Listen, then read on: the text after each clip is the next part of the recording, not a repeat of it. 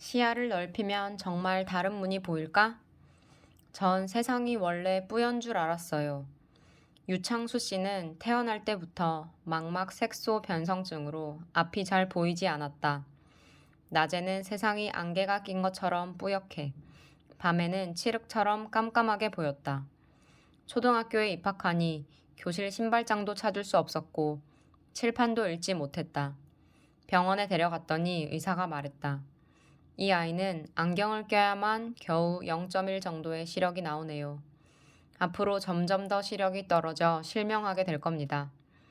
그는 8살 때 안경을 끼고 처음으로 세상을 보았다. 시한부 시력으로 열심히 공부했다. 교사가 되고 싶어 교대에 지원하려 했지만 자격이 없다고 했다. 교대에 지원하려면 시력이 최소한 0.3은 돼야 해요. 어쩔 수 없이 일반 대학에 진학해 교직 과목을 이수했다. 졸업 후 사설학원의 국어 강사로 취직했지만 시각장애인이란 사실이 드러나자 쫓겨났다. 그때부터 8년간 절망 속에서 백수 생활을 했다. 화원도 해보고 비디오 가게도 차려보았지만 실패였다. 그러던 중 제가 평생 당신의 눈이 돼줄게요 라고 말하는 여성을 만났다. 2딸도 낳았다. 행복이 찾아오는가 했더니 자영업 부채 원리금 상환 고지서가 날아들었다.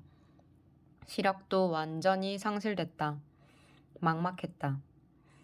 아이들이 날 아빠로 받아들일까? 아이들을 어떻게 먹여 살리지? 심장이 터질 것만 같았다. 그대로 죽을 것만 같았다. 공황장애였다. 세상에서 나만큼 불행한 사람이 또 있을까? 난 왜 태어났지? 두려움에 떨던 어느 날 라디오에서 시각장애인 교사 임용이 허용된다는 뉴스가 흘러나왔다. 하지만 시각장애인이 공부할 수 있는 교재가 없었다. 컴퓨터 화면에 뜬 글자를 음성으로 읽어주는 프로그램에 쓸 파일을 구할 수 없었던 것이다. 남들은 하루 만에 배송받을 수 있는 임용 교재를 컴퓨터 파일로 만들기 위해 부부가 8개월 동안 이리저리 뛰었다. 그는 그 파일을 귀로 들어서 외웠다. 그리고 마침내 임용시험에 합격했다. 중학교에 발령받자 너무도 설레고 두려웠다. 학생들이 날 받아들일까? 학부모들이 날 받아들일까? 첫 수업을 들은 한 학생이 집에 돌아가 어머니에게 새 국어 선생님에 대해 말해주었다. 어머니가 대답했다. 얘야, 네가 책에서 헬렌 켈러를 만난 건 학교에서 유창수 선생님 만난 거와 비교하면 아무것도 아니야. 이제부터 넌 국어를 제일 잘할 기회를 얻은 거야. 그는 그 말을 전해 듣고 너무나 감사했다. 두려움이 싹 사라졌다. 그는 학생들이 사랑하는 최고의 국어 선생님이다. 그는 시련이 닥쳤을 때 문이 닫혀버린다고 생각했다.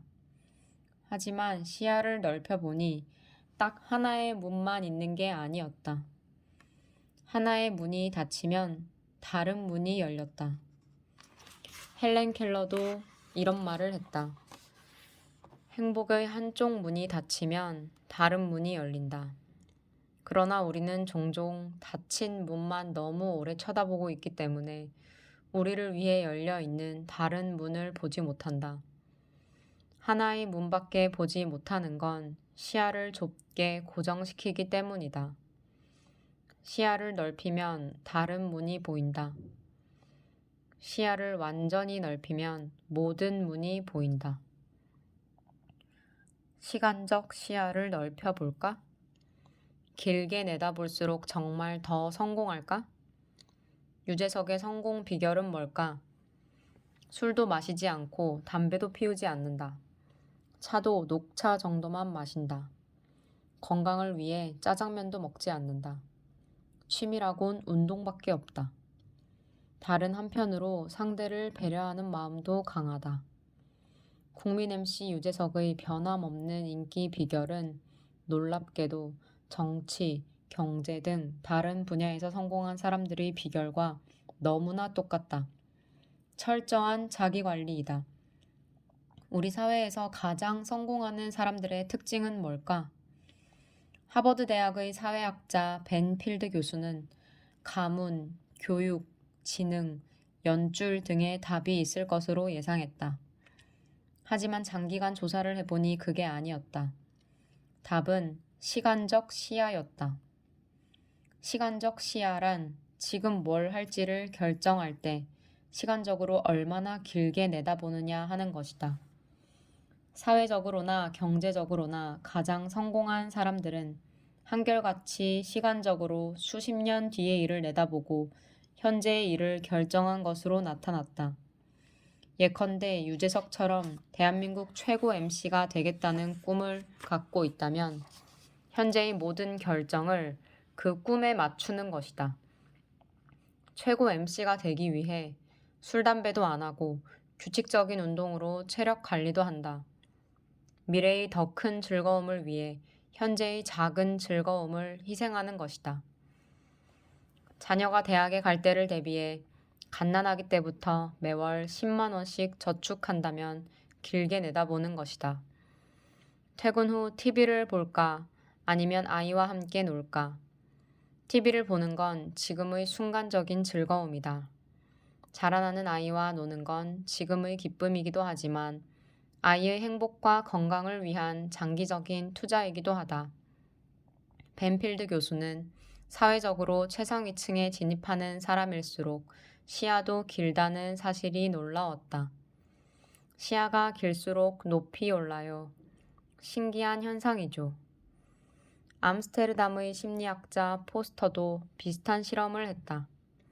그는 사람들을 두 그룹으로 나눠 각기 다음과 같은 질문을 생각하게 했다. A그룹에게 1년 후 나의 삶은 어떨까? 하고 생각하게 했다. B그룹에게 내일 나의 삶은 어떨까? 하고 생각하게 했다. 그런 다음 두 그룹에게 창의성 시험을 내주었다.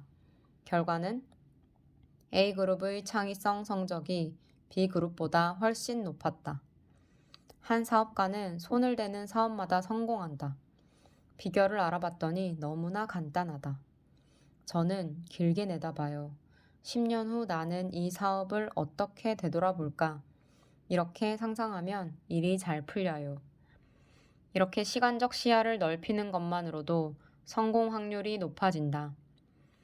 시간적 공간이 커지는 만큼 나도 커지기 때문이다. IQ가 높으면 공부를 잘할까? 성적을 예측할 수 있게 하는 변수는 뭘까? 심리학자 셀리그먼과 더크워스는 중학교 2학년 164명을 대상으로 여러 항목을 조사해 보았다. 결과는 놀랍게도 IQ는 큰 잣대가 아니었다. 미래의 성적을 예측할 수 있는 가장 정확한 잣대는 자제력이었다. IQ보다 2배나 더 정확했다. 자제력은 순간적인 충동을 이겨내는 힘이다. 그렇다면 자제력을 어떻게 키울 수 있을까? 오하이오 주립대의 후지타 교수는 대학생들에게 2가지 방법으로 질문해 보았다. A그룹에게 한 질문. 여러분은 왜 건강을 유지해야 하죠? B그룹에게 한 질문. 여러분은 어떤 방법으로 건강을 유지하죠? A그룹 학생들은 각기 나름대로 건강을 유지해야 하는 목적을 생각해 보았다. 이를테면 이런 것들이다. 공부를 잘하기 위해서는 건강을 유지해야지. 꿈을 이루기 위해서는 건강을 유지해야지. B그룹 학생들은 운동하죠, 건강식을 먹죠 등과 같은 대답을 했다. 그런 다음 교수는 A, B 두 그룹의 손의 악력을 측정해 보았다. 이 손잡이를 꽉 잡고 있어 보세요. 최대한 오래. 이 실험은 손의 악력 자체를 시험하려는 게 아니었다. 각자의 기준 악력보다 얼마나 더 참을성 있게 손잡이를 잡고 버티는지를 알아보려는 시험이었다. 어느 그룹이 더 오래 잡고 있었을까? 목적을 생각한 A그룹. 기준 악력보다 11.1초 더 오래 잡았다. 구체적 방법을 생각한 B그룹. 기준 악력보다 4.9초 더 오래 잡았다. 놀라운 차이가 벌어졌다. 시야를 좁혀서 생각한 학생들보다 시야를 넓혀서 생각한 학생들이 2배도 넘는 자제력을 발휘한 것이다. 왜 이렇게 큰 차이가 벌어졌을까? A그룹에게 던진 질문은 건강을 유지하는 목적을 묻는 질문으로 시야를 넓혀 큰 그림을 보게 한다. 반면 B그룹에게 던진 질문은 건강을 유지하는 구체적인 방법을 묻는다. 이것은 시야를 좁혀 작은 그림을 보게 한다. 단지 시야를 넓히는 것만으로 돌연 나의 덩치가 2배나 커진 것이다. 다른 방법으로 실험해봐도 마찬가지 결과가 나왔다. 넓고 멀리 볼수록 중간에 포기하고 싶은 순간적인 유혹을 물리치는 자제력이 훨씬 더 커졌다. 이렇게 자제력이 큰 사람일수록 공부를 위해 음주나 TV 시청 등을 피하고 건강을 위해 운동 등에 투자했다. 시야를 넓히는 만큼 나가 커지는 것이다. 길게 볼수록 정말 나를 더 정확히 보게 될까? 중학교 3학년 말, 가난한 산골 마을을 떠나 난생 처음으로 도시 구경을 했다. 삼촌과 함께 작은아버지가 사는 인천으로 갔다. 나이만 먹었을 뿐 철부지였다. 저녁이면 거의 매일 TV를 들여다봤다. 시골엔 TV가 없었기 때문이다. 한 달 후에 고교 입시를 치렀다. 붙었을까? 보기 좋게 떨어졌다. 3년 후, 이번엔 서울에 올라가 대입시험을 치렀다. 역시 또 떨어졌다. 대학 졸업 후 유학을 가고 싶어 외국 항공사 장학금 신청 시험에 지원했지만 또 떨어졌다. 막연히 학자가 되고 싶었던 꿈은 물거품이 됐다. 왜 자꾸 떨어졌을까? 나 자신을 몰랐기 때문이다. 실패는 나를 들여다보라는 신호이다. 실제로 나를 제대로 알기 시작하자 현실도 바뀌기 시작했다. 입사 후 방송국 전 직원을 대상으로 한 영어 시험에서 1등을 했다. 30대 중반의 나이로 미국 대학원에 연수를 가서 단기간에 남들보다 훨씬 많은 과목을 들으며 전 과목 A 학점을 받았다. 지도 교수는 대학원이 생긴 이래 가장 훌륭한 논문이라고 칭찬해 주었다. 내가 지금 이 책을 쓸 수 있는 것도 나를 훨씬 더 정확히 알게 됐기 때문이다. 그렇지 않았다면 감히 엄두도 내지 못했을 일이다. 과거에 매달리는 건 어리석은 일이다. 과거 자체가 생각이 만들어낸 허상이기 때문이다. 미래도 역시 허상이다. 모든 현상이 단지 배움을 위한 허상의 물결일 뿐이다. 배움이 끝나면 물결도 흘러간다. 실제로 늦었다고 생각할 때가 가장 빠르다. 인생 전체를 보면 늦게 눈뜬 사람이 앞서고 일찍 눈뜬 사람이 뒤처지는 일이 비일비재하다. 뒤늦게 50대, 70대에 정신 차려 갑자기 도약하는 사람도 있다. 길거리의 거린이 나보다 더 자비로울 수도 있다.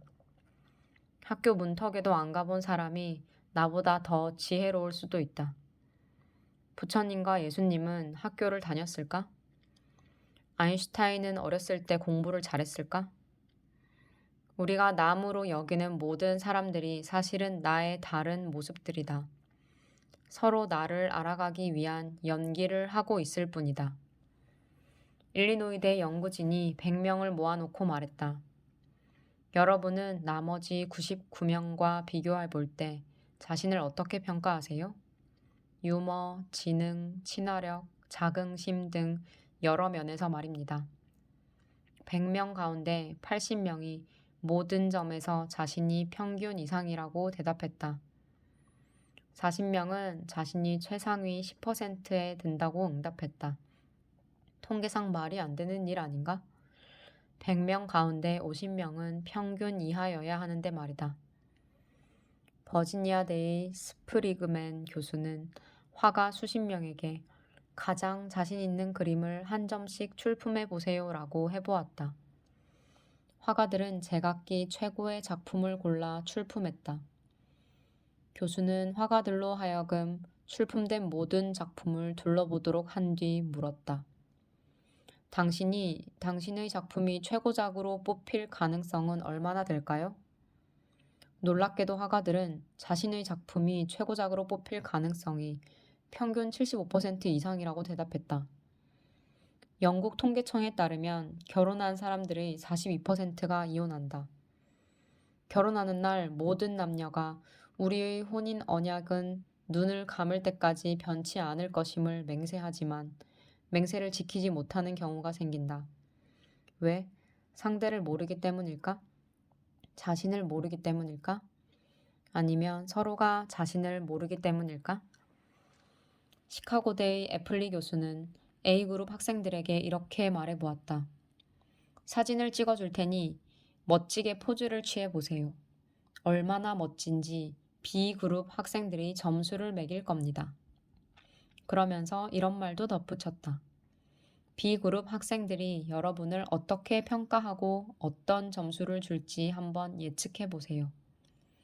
자신들이 B그룹 학생들로부터 어떤 평가를 받게 될지 예측해 보라는 거였다. 교수는 이런 호기심도 들었다. 자신을 평가할 때 오늘 남들의 평가를 받을 거야 라고 생각하는 게 나을까? 아니면 한 달 후에 남들의 평가를 받을 거야 라고 생각하는 게 나을까? 자신이 오늘 평가받는다고 생각하면 시간적 시야가 짧아진다. 반면 한 달 후에 평가받는다고 생각하면 시간적 시야가 길어진다. 이렇게 시야가 길어지면 평가하는 사람들의 마음을 더 정확히 예측할 수 있게 될까? 결과는 예상대로였다. 한 달 후에 평가받는다고 생각하며 자신을 평가한 학생들이 자신을 훨씬 더 정확히 평가했다. 참 신기한 일이야. 시간적 시야가 길어질수록 예측력이 더 정확해지다니. 교수는 이번엔 시간적 시야를 좀 더 길게 늘려 약간 다른 실험을 해보았다. 학생들에게 이렇게 지시했다. 각자 녹음기에 대고 자신을 묘사해 보세요. 다른 사람들이 녹음을 듣고 여러분을 평가할 테니까요. 그리고 그들로부터 몇 점이나 받을 수 있을지 한번 예측해 보세요. 그는 먼저 번처럼 두 가지로 말해 주었다. A. 오늘 사람들의 평가를 받을 겁니다. B. 서너 달 후에 사람들의 평가를 받을 겁니다. 결과는 역시 서너 달 후에 남들의 평가를 받을 것이라고 생각하며 자신을 평가한 학생들의 예측력이 훨씬 더 정확했다. 놀랍게도 시간적 시야가 길어질수록 정확도도 그만큼 높아지는 것이었다. 교수는 왜 이런 차이가 났는지 다시 한번 곰곰이 생각해 보았다.